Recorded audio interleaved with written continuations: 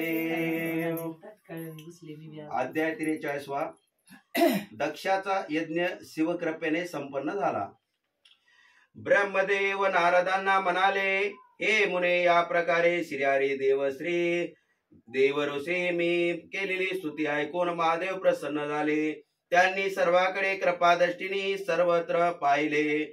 महादेव दक्षाला म्हणाले, आता मी तुझ्यावर प्रसन्न आहे. मी सर्वांना ईश्वर आहे, सर्वत्र स्थिर असून स्वतंत्र आहे. जो भक्त निस्वार्थ भावाने भक्ती करतो त्याचा मी अधीन असतो. त्याच्या इच्छेने मी मान ठेवतो. अर्थ जिज्ञासू, अर्थार्थी आणि ज्ञानी असे 4 प्रकारचे भक्त असतात. पहिले 3 भक्त सामान्य प्रकारचे असतात. ज्ञान भक्ती हा विशेष भक्त होय. ज्ञानी भक्ताला माझी प्राप्ती होत असते. तो माझ्याशी एकरूप झाल्यामुळे तो मला अधिकच प्रिय असतो. हे दक्ष, तू केवळ कर्म करून या संसार सागरातून तरुण जाण्याची इच्छा व्यक्त करत होतास. तुझे लक्ष ब्रह्मयज्ञाकडे लागले होते, परंतु अंतरित सद्भाव तू वाढविलेला नव्हतास. आपले आचार, विचार आणि उच्चार कसे चालले आहेत याचा तू विचारच केला नाही, म्हणून तुझ्या यज्ञाचा विध्वंस झाला. मी परमेश्वर आहे. माझे स्वरूप कसे आहे हे लक्षात ठेव. ज्ञानाचा आश्रय घे. प्रत्येक कर्म सावधानपूर्वक कर. मी जगाचे परम कारण आहे. मी ईश्वराचे आदिबीज आहे. मी ब्रह्मा आणि विष्णू आहे. मी सर्वांचा आत्मा आहे. मी सर्वांचा ईश्वर आहे आणि मी सर्व कर्माचा साक्षी आहे. मी स्वयंभू आहे, स्वयंप्रकाशी आहे, भेदक रहित आहे. गुणमयी अमायेत प्रवेश करून जगाची उत्पत्ती, पालन, संहार करतो. वास्तविक पाहता मी एकच आहे, परंतु त्याच्या क्रियांना अनुसरून ब्रह्मा, विष्णू, रुद्र स्वरूप धारण करतो. मी परब्रह्म परमात्मा आहे. या विश्वाला अंतर्बाह्य व्यापून त्याच्या पलीकडे मी अपाट आहे, अनंत आहे. मी एका अंशाने साऱ्या विश्वाला धारण केले आहे. मी सृष्टी रूप आहे. सृष्टीतील प्रत्येक घटक मत्स्य रूप आहेत. माझा भक्त माझ्यात आणि साऱ्या विश्वात कोणत्याही प्रकारची भिन्नता पाहत नाही. मी एकच आहे हे जाणतो त्याला अपार शांती लाभते. मला भेदबुद्धीचे जो पाहतो त्याला अनेक प्रकारचे दुःख भोगावे लागते. शंकराचे बोलणे ऐकून सर्वांना आनंद झाला. दक्ष शिवभक्तीत प्रेमाने मग्न होऊन गेला. सर्वजण शिवाजीचे गुणगान गाऊ लागले. महादेवानी सर्वांना वरदान दिले. दक्षाने शिवनामाचा उच्चार करत पुन्हा यज्ञ उभारला. शिवाजीचा भाग काढून घेतला आणि शिवाजीच्या कृपेने व देवाजीच्या, मुनीच्या व ऋषीच्या कृपेने यज्ञ पूर्ण झाला. त्यामध्ये कोणतेही संकट आले नाही. शंकर कैलासावर निघून गेले. शिवकृपेची महिमा अगाध आहे हे समजून घेऊन आपणही प्रत्येक पाऊल सत्याने टाकावे आणि जीवन अंतर्बाह्य आनंदी करावे. रुद्र संहिता. हर हर महादेव. पार्वती खंड. अध्याय मेने बरोबर हिमालयाचा विवाह. नारद ब्रह्मदेवांना म्हणाले, देवी सतीने पिताश्रीचे केलेल्या यज्ञात देहत्याग केला. नंतर ती हिमालयाची कन्या झाली. तिने कठोर तपश्चर्या करून शंकरांना प्राप्त केले. या घटना कथन कराव्यात. ब्रह्मदेव म्हणाले, सती पूर्वी शंकराबरोबर हिमालयावर क्रीडा करत होती. त्या वेळी हिमालयाची पत्नी मेना तिला मुलगी मानली. सतीने देहत्याग केला तेव्हा मेना देवीची आराधना करत होती. देहत्यागाच्या वेळी हिमालयाची कन्या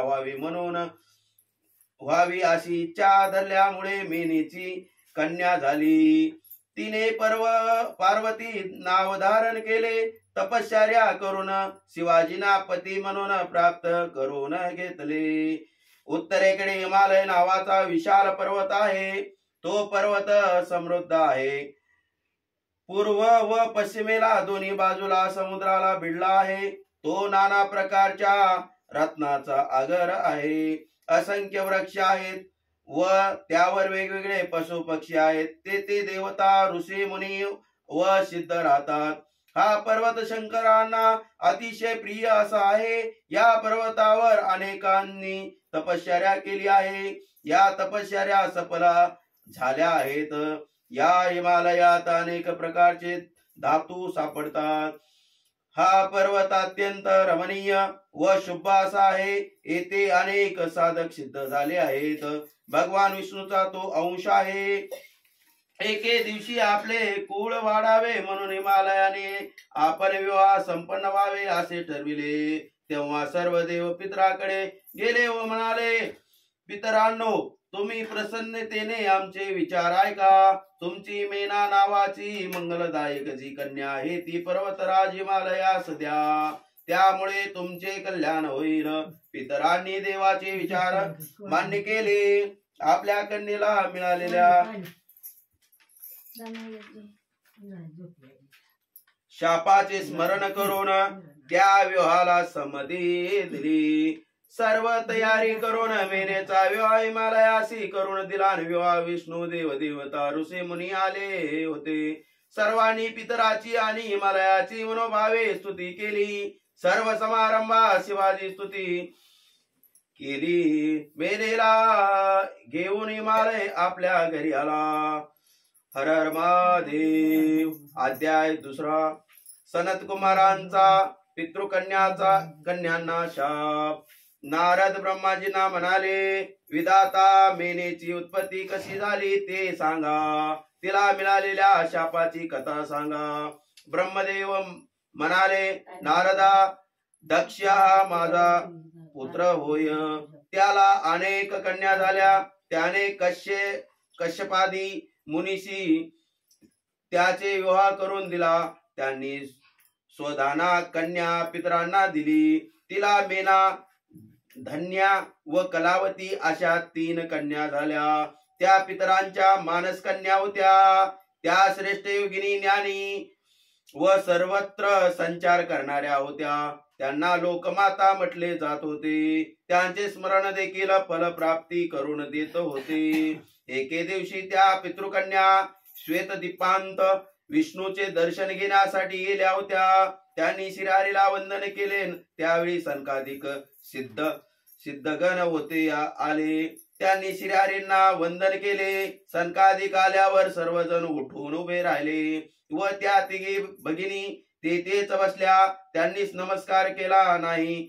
सनकादिकांनी त्या 3 बहिणीला शाप दिला. पितरांच्या कन्या असूनही तुम्ही आचार धर्म पाळत नाही, त्यामुळे तुम्हाला शाप मिळाला पाहिजे. तुम्ही स्वर्गातून भूलोकी जाल. सनत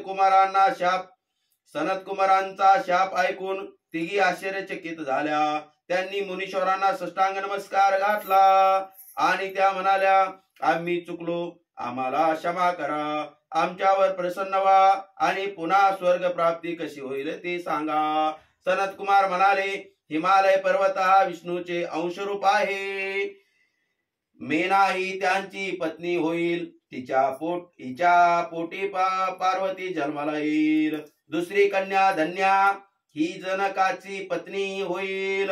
हिच्या पोटी महालक्ष्मी सीतेच्या रूपाने जन्माला येईल.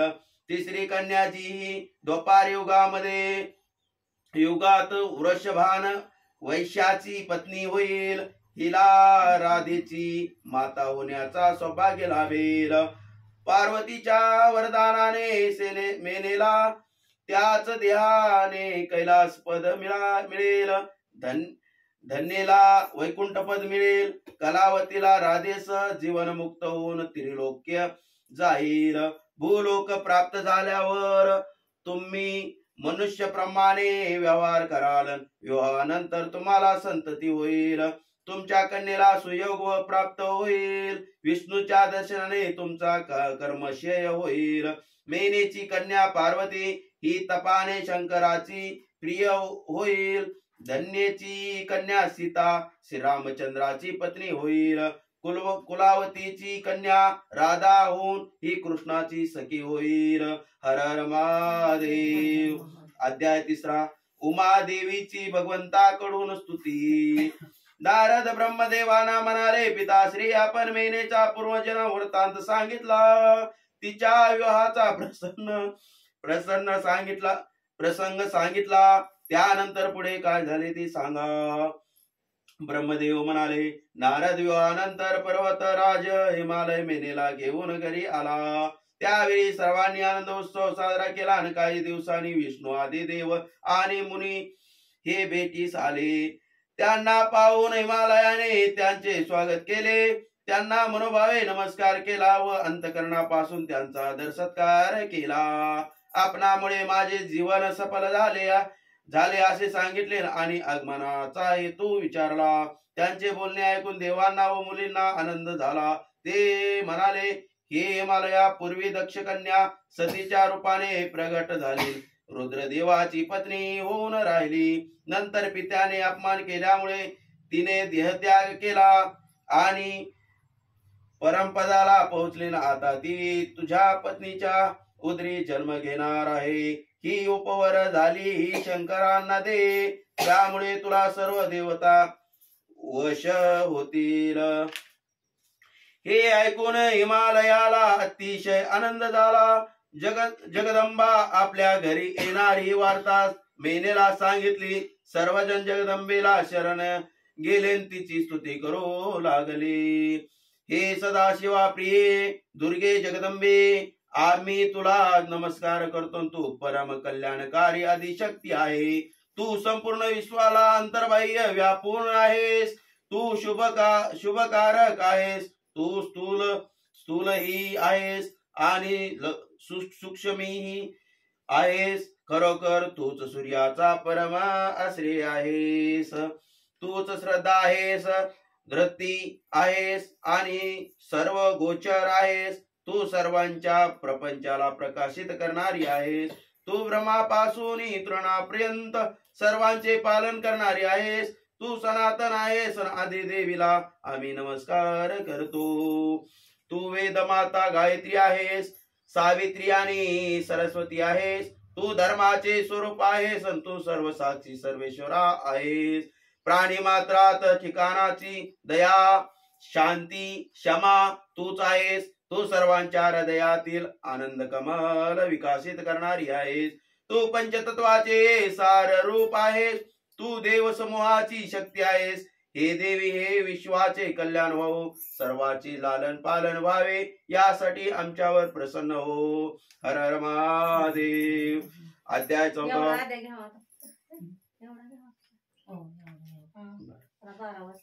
तेजस्वी उमेचे देवांना दर्शन आणि आश्वासन. ब्रह्मदेव नारदांना म्हणाले, मुने, सर्व देवांनी केलेली स्तुती ऐकून जगदंबा प्रसन्न होऊन त्यांच्या समोर प्रगट झाली.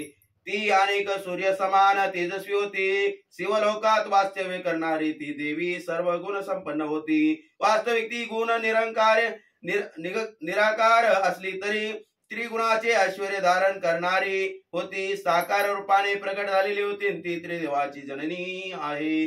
दुष्टावर प्रहार करणारी म्हणून तिला चंडी म्हणतात. ती भक्ताची गौरव वाढविणारी आहे, कल्याणकारी आहे. ती परम तेजाचे प्रकट झाल्यामुळे देवांनाही ते तेज सण होईना. तिने आपले तेज आवरून घेतले. निज तेजाने तिने सर्वांना दर्शन दिले.